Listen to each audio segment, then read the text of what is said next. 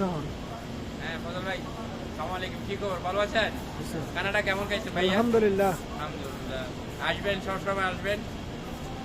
বাঙালিদের জন্য কি রাখছেন? বাঙালিদের জন্য ইলিশ আছে, রুই আছে, কোরাল আছে, কাতাল আছে, কিস্তি আছে, ইলিশের ডিম আছে, তারপর আপনার বাটা মাছ আছে, সিন্ডি মাছ আছে, তাজা উঠ আছে, প্রতিদিন দুদিন পর পর আমার এখানে উঠ জবা হয়।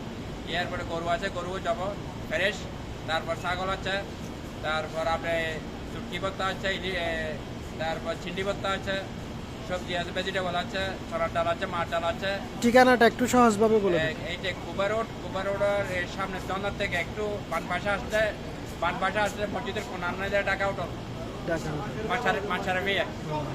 বাঙালিদের জন্য আলাদা ডিসকাউন্ট আছে? হ্যাঁ, বাংলাদেশের জন্য মানে আলাদা করে ডিসকাউন্ট আছে, আপনারা আসেন, সবাইকে বলেন। আচ্ছা ঠিক আছে, ওকে তাহলে ভাই, আসসালামু আলাইকুম।